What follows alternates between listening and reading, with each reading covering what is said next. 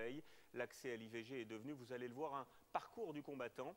En 10 ans, un tiers des centres ont fermé et certains médecins refusent désormais de les pratiquer. Alors, l'avortement est-il devenu un droit précaire? L'une de nos équipes a enquêté pendant plusieurs semaines. Attention, si les enfants sont à vos côtés, certains passages sont délicats. Grand reportage signé Karine Comazzi, Julien Babsa. Ce matin-là, au bloc de l'hôpital des Bleuets, une femme a choisi d'interrompre une grossesse de 10 semaines. Donc vous allez me sentir travailler, ça vous fera pas mal. Et après, quand ça se vide, vous sentirez la dernière contraction. Ça, je peux pas l'éviter. La patiente a voulu une anesthésie locale pour être consciente pendant l'intervention. Oh, vous laissez bien aller sur la table. Voilà. La gynécologue lui parle tout le temps. Ça va? Pour expliquer. C'est presque fini, hein, madame. Pour rassurer. C'est vide. Voilà, c'est fini. Ça a été? Oui, c'est bien détendu. Hein. Vous êtes exceptionnelle, hein, quand même. Non, non, c'est normal. L'intervention aura duré 5 minutes. 1 heure plus tard, la patiente a déjà quitté l'hôpital. Voilà. Comme elle, 40% des Françaises ont avorté au moins une fois dans leur vie. L'avortement, un droit défendu par Simone Veil et inscrit dans la loi depuis 1974. Aucune femme ne recourt de gaieté de cœur à l'avortement. Cela restera toujours un drame. Mais 39 ans plus tard, cette loi est-elle vraiment respectée? Les femmes peuvent-elles avorter dans de bonnes conditions? Selon ce rapport de l'Inspection générale des affaires sociales, l'IVG serait encore un acte à part. Sa place, je cite, ne serait pas normalisée. Il y aurait des restrictions des modes de prise en charge. Difficile d'avorter en France, c'est en tout cas ce dont témoigne cette jeune femme. Nous l'appellerons Caroline. Elle a 24 ans, son opération a eu lieu quelques jours avant notre rencontre. Elle nous parle à visage masqué, encore marqué par la honte de cette grossesse qu'elle n'a pas vue venir. Tout a commencé par des maux de ventre si violents qu'elle va voir son médecin. Le généraliste n'a rien vu, du coup m'a prescrit une échographie. Et là, il y avait une grossesse de presque 3 mois. C'est un choc juste indescriptible. Enfin, indescriptible.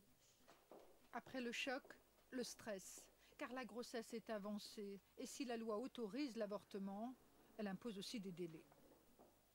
En France, la loi permet d'avorter par médicament jusqu'à 7 semaines en cabinet et jusqu'à 9 semaines à l'hôpital. Au-delà de ce délai, l'avortement se fait par aspiration chirurgicale, mais seulement jusqu'à 14 semaines. Des délais auxquels la loi ajoute une semaine de réflexion. Caroline, elle, était à quelques jours de la date limite.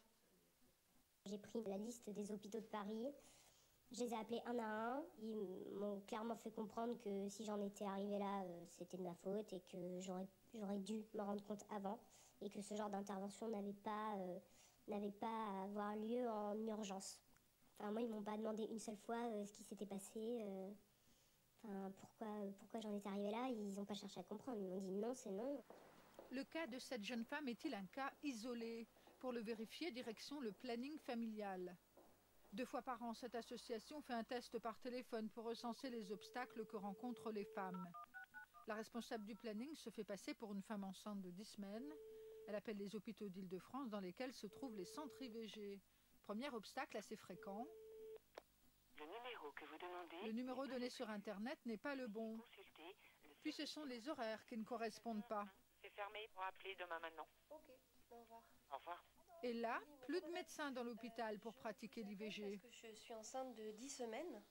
Il n'y a aucun des médecins qui fait l'IVG. Il n'y a aucun des médecins qui fait l'IVG chez vous? Non. On appelle un dernier hôpital. Notre fausse patiente est au-delà des délais pour une IVG par médicament. Vous êtes à 10 semaines hier. Hier, ouais. Effectivement, c'est un bloc. On lui propose une opération, mais seulement 1 mois plus tard, c'est-à-dire hors délai. La plupart du temps, on va mettre les femmes en faute. On va leur dire « vous nous contactez trop tard ». Alors que c'est pas trop tard qu'elles contactent les hôpitaux, c'est que les hôpitaux ne respectent pas les délais, ou c'est que les hôpitaux n'ont pas assez de médecins pour faire les avortements, ou c'est que les anesthésistes n'ont pas assez de temps de présence pour les consultations avant l'avortement. Il n'y a rien qui est organisé. L'avortement, rien n'est organisé pour ça. Hein. On va le faire rentrer dans des petits bouts, des temps disponibles. Si certains centres IVG semblent difficiles d'accès, d'autres établissements accueillent plus facilement les femmes, même en urgence. C'est le cas de l'hôpital Trousseau à Paris. Ici, on pratique en moyenne une IVG par jour.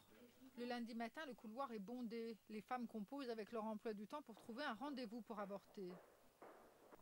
Donc vous allez avoir une partie de vos rendez-vous qui vont avoir lieu ici. Les nerfs lâchent un peu. Cette femme a fait 3 hôpitaux avant d'être accueillie ici. Et il ne lui reste que 2 semaines pour avorter. Franchement, j'en ai marre. Mais si pour l'avortement, c'est la misère. Je vais faire un forcing sur le planning de l'anesthésiste. C'est-à-dire que vous allez aller voir le docteur. Dans la foulée, on va aller déposer votre dossier anesthésiste à 12h30 pour votre intervention. Ce qui apparaît comme l'hôpital de la dernière chance n'est en fait qu'un hôpital qui applique la loi pour éviter aux femmes de dépasser les délais. Car avant de pouvoir avorter, cette patiente doit encore compter les 7 jours de réflexion. Dans d'autres établissements, les femmes ne sont pas prises en charge. On voit des femmes qui arrivent ici après parfois très longtemps. Si l'avortement semble aussi compliqué en France, c'est aussi parce que certains médecins refusent de le pratiquer. Et la loi les y autorise, c'est la clause de conscience. Difficile de savoir combien de médecins la revendiquent. A l'inverse, Philippe Fauché, lui, pratique des IVG depuis 20 ans et il l'assume sans état d'âme. Si elles viennent pour un accouchement, faut les accoucher. Si elles viennent pour avorter, il faut les avorter. Si elles veulent une contraception, voilà. Vous vous mettez au service des femmes. Oui, enfin, je pense que je crois que c'est la base de tout médecin, non, de se mettre au service de ses patients, donc de faire ce qu'ils vous demandent de faire. Et pourtant, pour un gynécologue, pratiquer une IVG n'est pas d'un grand intérêt professionnel. Merci beaucoup et de surcroît, l'avortement ne rapporte pas d'argent à l'hôpital. C'est très clairement une activité déficitaire, que ce soit dans le service public ou dans le service privé. Alors, dans le service privé, du coup, le service privé se désengage. Le service public a quand même une mission de continuer à les faire, mais sachant que ce n'est absolument pas une priorité au niveau de la rentabilité. Et vous savez comme moi que les hôpitaux maintenant fonctionnent à la rentabilité. Donc quelque chose qui n'est pas rentable n'est pas intéressant. Depuis sa légalisation, l'IVG n'a jamais été considérée comme un acte médical comme les autres. Et elle n'a jamais été revalorisée non plus. À l'hôpital, une IVG par médicament est facturée 250 €. Une IVG chirurgicale par aspiration est facturée en moyenne 400 €. Des tarifs que les chirurgiens considèrent comme peu attrayants.